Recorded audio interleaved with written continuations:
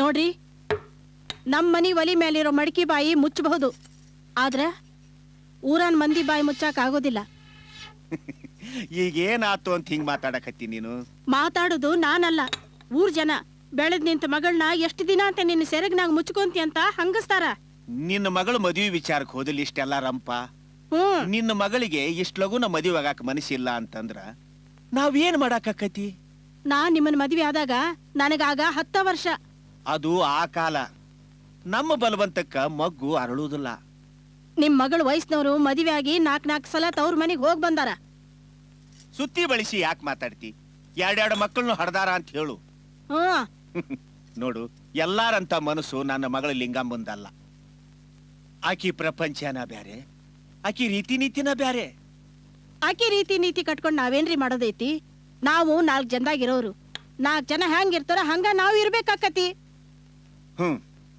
ನಿನ್ನ ಮಗಳನ್ನ ಒಪ್ಪಿಸು. ಆಯ್ಕೆ ಒಪ್ಪಿದ್ಲು ಅಂದ್ರ ಈ ಶ್ರಾವಣಕ್ಕ ಹೋಳಿಗೆ ಊಟ ಹಾಕಿಸ್ಬಿಡೋಣ. ಆಕಿ ಹೂ ಅನ್ಲಿ ಬಿಡ್ಲಿ, ಈ ಶ್ರಾವಣಕ್ಕ ಆಕಿ ಮದ್ವಿ ಮಾಡಬೇಕು. ಮನ್ಯಾಗ ಬೆಳೆದ್ ನಿಂತ ಹೆಣ್ಮಕ್ಳಿದ್ರ ಸೆರಗಿನಾಗ ಕೆಂಡ ಕಟ್ಕೊಂಡಂಗ, ನೀವ್ ಅಗ್ಗಿಷ್ಟಿಗೆ ಊದಿದ್ ಕೂಡ್ಲೆ ಕೆಂಡ ಹೆಂಗ್ ಕೆಂಪಗಾಗುತ್ತೋ ಹಂಗ ನನ್ನ ಮಗಳು ನನ್ ಕಣ್ಣೆದ್ರಿ ಬಂದ್ ಕೂಡ್ಲೆ ನನಗೂ ಹಂಗ ಆಗತ್ರಿ. ಏನಾರ ಆಗ್ಲಿ, ಈ ವರ್ಷ ಮದ್ವಿ ಮಾಡೋದ.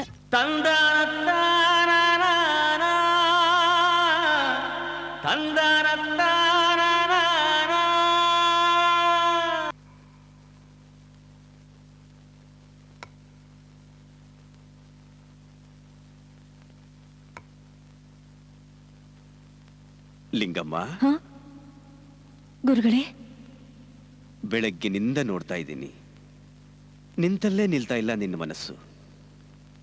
ನಿನ್ನ ಮನಸ್ಸು ನಿನ್ನ ಹಿಡಿತ ತಪ್ಪಿ ಎಲ್ಲೆಲ್ಲೋ ಹಾರಾಡ್ತಾ ಇದೆ. ಹೌದು ಗುರುಗಳೇ, ಕಣ್ಣಪ್ಪ ಹೇಳೋ ಹಾಡು ನನ್ನ ಮನಸ್ಥಿತಿಗೆ ಹೋಲ್ತಾ ಇದೆ. ಮನಸ್ಸು ಎಲ್ಲೆಲ್ಲೋ ಹಾರ್ತಾ ಇದೆ, ಏನೇನೋ ಬಯಸ್ತಾ ಇದೆ. ಗುರುಗಳೇ, ಈ ವಚನ ಬರೆದವ್ರು ಯಾರು? ಯಾರು ಬರೆದದ್ದೋ ಏನೋ. ಲಿಂಗಮ್ಮ,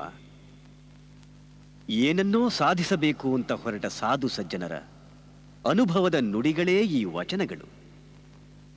ಕೆಟ್ಟು ರಾಡಿಯಾದ ಸಮಾಜದ ಕಣ್ಣು ತೆರೆಸುವ ನುಡಿಮುತ್ತುಗಳು. ಇಂಥ ಮುತ್ತು ರತ್ನಗಳನ್ನು ಬರೆದ ಅನುಭಾವಿಗಳನ್ನೆಲ್ಲ ಅನುಭವ ಮಂಟಪದಲ್ಲಿ ಸೇರುವಂತೆ ಶ್ರಮಿಸಿದವರೇ ನಮ್ಮ ಭಕ್ತಿ ಭಂಡಾರಿ ಬಸವಣ್ಣನವರು. ಆ ಮಹಾನುಭಾವರನ್ನು ಕಣ್ತುಂಬ ಒಂದು ಸಾರಿ ನೋಡಬೇಕು ಅಂತ ತುಂಬಾ ಆಸೆ ಇದೆ. ಅದಕ್ಕೂ ಕಾಲ ಕೂಡಿ ಬರಬೇಕಲ್ಲ. ಕಾಲ ಕೂಡೋದೇ ಇಲ್ಲ ಅಂದಮೇಲೆ ನಾವೇ ಕೂಡಿಸ್ಕೋಬೇಕಾಗತ್ತೆ. ಗುರುಗಳೇ, ಮನುಷ್ಯನಿಗೆ ಸಾಧನೆ ಮೊದಲು ಸಂಸಾರ ಮೊದಲು? ಸಾಧನೆ ಸಾಧನೆ ಮೊದಲು, ನಂತರ ಸಂಸಾರ. ಯಾಕೀ ಪ್ರಶ್ನೆ? ನನ್ನ ಪ್ರಶ್ನೆಗೆ ಉತ್ತರ ಸಿಕ್ಕಿತು ಬಿಡಿ.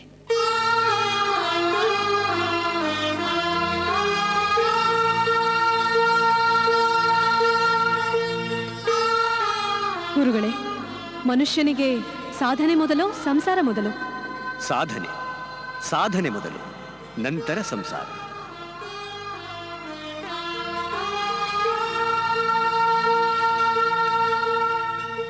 ಆಕಾಶ ಪಾತಾಳ ಒಂದಾದ್ರೂ ಸರಿ, ಈ ಶ್ರಾವಣಕ್ಕೆ ಆಕಿ ಮದುವೆ ಮಾಡಲೇಬೇಕು. ಮನೆ ತುಂಬ ಮೊಮ್ಮಕ್ಕಳಾಡ್ಬೇಕು. ಎಷ್ಟೊಂದು ಆಸೆ ಇಟ್ಕೊಂಡಿದ್ಯಾ ನನ್ನವ್ವ. ಆದ್ರೆ ನಿನ್ನ ಆಸೆ ನನ್ನ ಗುರಿಗೆ ಅಡ್ಡಿ ಆಗ್ಬಾರ್ದು. ನಾನು ಕಲ್ಯಾಣಕ್ಕೆ ಹೋಗ್ಲೇಬೇಕು, ಬಸವಣ್ಣನವರನ್ನ ನೋಡ್ಲೇಬೇಕು. ದಯಮಾಡಿ ನನ್ನನ್ನು ಕ್ಷಮಿಸಿ. ಆದಷ್ಟು ಬೇಗ ಬರ್ತೀನಿ, ಆದಷ್ಟು ಬೇಗ ಬರ್ತೀನಿ.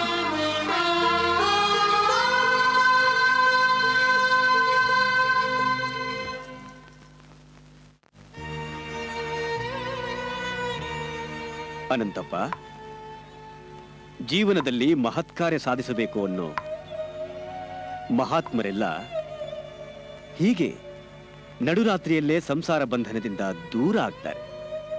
ಇದಕ್ಕೆ ಇತಿಹಾಸವೇ ಸಾಕ್ಷಿ. ನಮ್ಮ ಮಗಳು ಕಲ್ಯಾಣಕ್ಕೆ ಹೋಗಿ ಬರ್ತೇನೆ ಅಂತ ಒಂದು ಮಾತು ನಮಗೆ ಹೇಳಿದ್ರೆ ಸಾಕಾಗಿತ್ತು. ಎಷ್ಟ ಕಷ್ಟ ಆಗಿದ್ರು ನಾವ ಕರ್ಕೊಂಡು ಹೋಗಿ ಬರ್ತಿದ್ವಿ. ನೀವು ಜೊತೆಗೆ ಹೋಗಿದ್ದಿದ್ರೆ ಕುದುರೆಗೆ ನೀರ್ ತೋರ್ಸ್ಕೊಂಬಂದಂಗ ಆಗ್ತಿತ್ತು. ಅದರ ದಾಹ ತೀರ್ತಾ ಇರ್ಲಿಲ್ಲ. ನೀವ್ ಯಾವಾಗ್ಲೂ ಆಕಿ ಪರ ವಹಿಸಿ ಮಾತಾಡೋದು. ಹಡ್ದಕ್ಕಿ ಸಂಕಟ ನಿಮಗೆ ಹೆಂಗ್ ಗೊತ್ತಾಗ್ಬೇಕು? ಸಿರಸಮ್ಮ, ಜನನ ಕಾಲದಲ್ಲಿ ತಾಯಿಯೊಬ್ಬಳು ಮಾತ್ರ ಕಣ್ಣೀರ್ ಹಾಕ್ತಾಳೆ. ಆದ್ರೆ ಅದೇ ಕಂದಮ್ಮನ ಕೈಗಳು ಸಾವಿರಾರು ಜನರ ಕಣ್ಣೀರೊರ್ಸೋ ಕೈಗಳಾದಾಗ ಸಮೂಹವೇ ಕೈ ಮುಗಿಯತ್ತೆ. ನನ್ನ ಮಗಳು ಕಲ್ಯಾಣಕ್ಕೆ ಹೋಗಿ ಬರುದ್ರಾಗನ ಎಷ್ಟು ಕಷ್ಟ ಅನುಭವಿಸ್ತಾಳೋ ಏನೋ. ಅನಂತಪ್ಪ, ನೀನು ಬಂಗಾರನ ಬೆಂಕಿಗೆ ಯಾಕೆ ಹಾಕ್ತೀಯ ಹೇಳು? ಶುದ್ಧ ಬಂಗಾರ ಆಗ್ಲಿ ಅಂತ ತಾನೆ.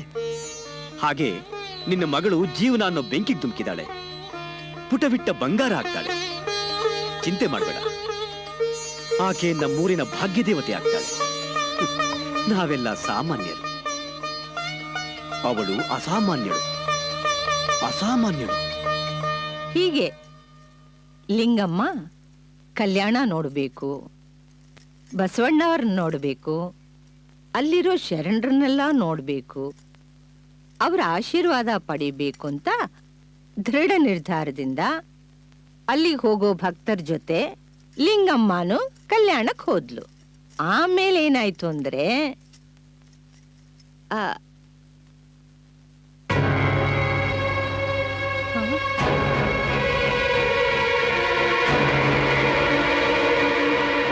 ಶ್ರೀ, ಏನಿದು ಹಣೆಯಲ್ಲಿ ಗಾಯ?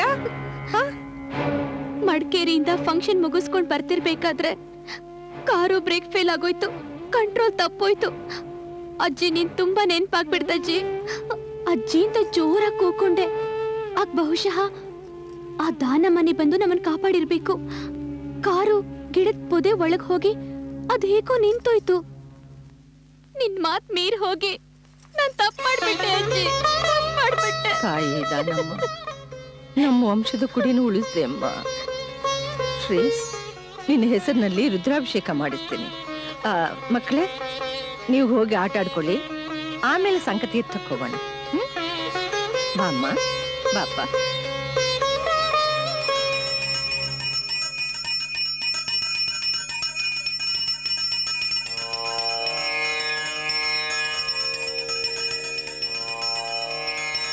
ಅಜ್ಜಿ, ಶಿವನ್ ಮುಂದೆ ನಂದಿ ಇರೋದನ್ನ ನೋಡಿದ್ದೀನಿ, ಆದ್ರೆ ದಾನಮ್ಮನ್ ಮುಂದೆ ನಂದಿ ಯಾಕಿದೆ? ಮನುಷ್ಯರಾಗ್ಲಿ ದೇವರಾಗ್ಲಿ ತನ್ನ ಮಾನ ಪ್ರಾಣ ಕಾಪಾಡ್ದವ್ರನ್ನ ಸ್ಮರಿಸೋದೇ ದೊಡ್ಡ ಧರ್ಮ. ನಿಧಾನಕ್ಕೆ ಹೇಳ್ತೀನಿ, ಬಾ.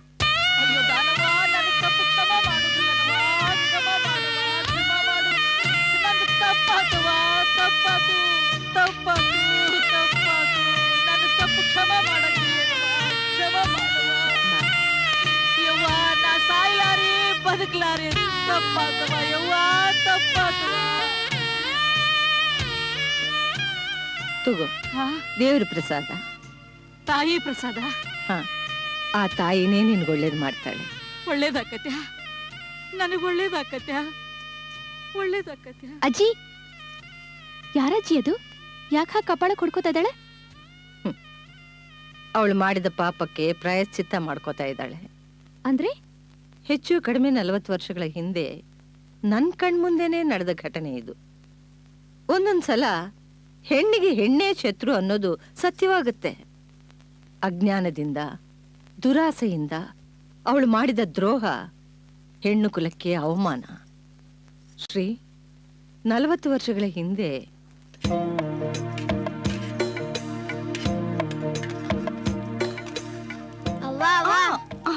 ಹೊತ್ತಿ ಬಾಳ ಹಸ್ದೈತಿ, ಉಣ್ಣಕ್ ಕೊಡವ್ವ.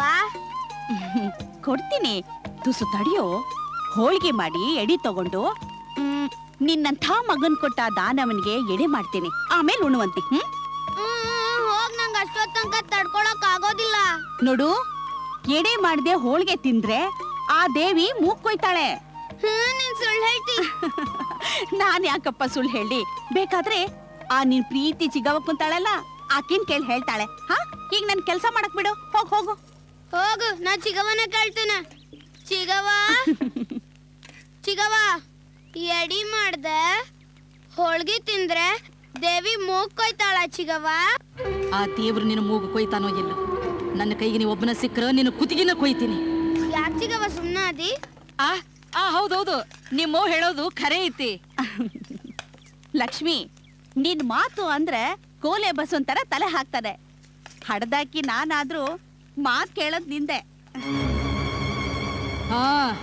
ಹಡದು ನೀನು ಹೊಟ್ಟಿಗೆ ಹಾಲು ಹಾಕೊಂಡಿ ಹಡಿದ ಬಂಜಿ ಅನ್ನೋ ಬೆಂಕಿನ ನನ್ನ ಮಡಿಲಿಗೆ ಹಾಕಿದ್ಲು ಈ ದೆವ್ವ ದಾನವ.